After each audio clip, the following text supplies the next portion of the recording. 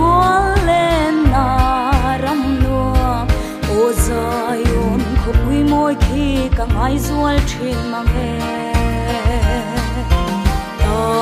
chuan buai na chum o azin to lo kalal lên na dai kalen ko la en ria ye an kanem bia thu an hlan phok nari athang an dam kim ta e oi muan hom don e mai ka ti chuta lung du ten min lo mua ke lo ho thui thui sing mi leng ram song chol na om si lo sayon lal danin ilam sel mayang bo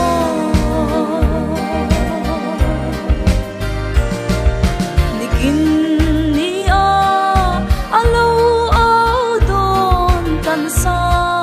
te min shuai turin mo athu thunga ngei chuan lo kal le ngei don sia to le buai na ram pe lin chung lam ma jing tha za rin kan leng don van in nuama an kanem bia thu an hlan phok nari athang an dam kim ta e oi muan hom don e mai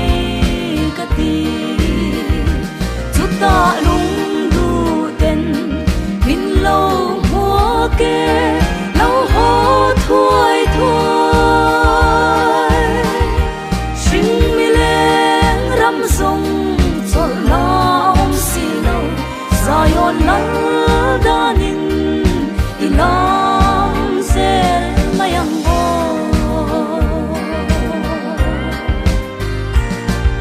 chutin lung du then tak te ne lui kam moi ta ka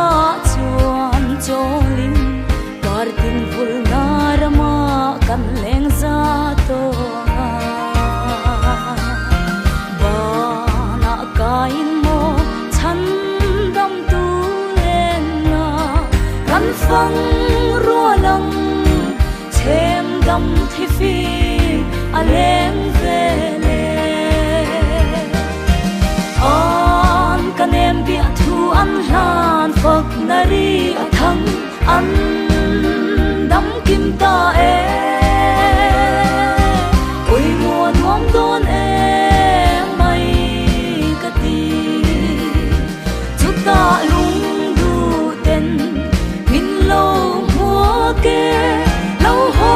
thui thui sing mi leng ram song chol na om si lo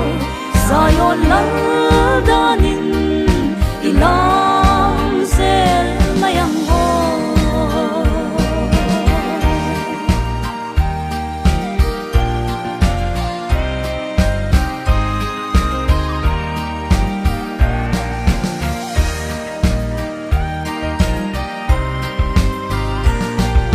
nikin ni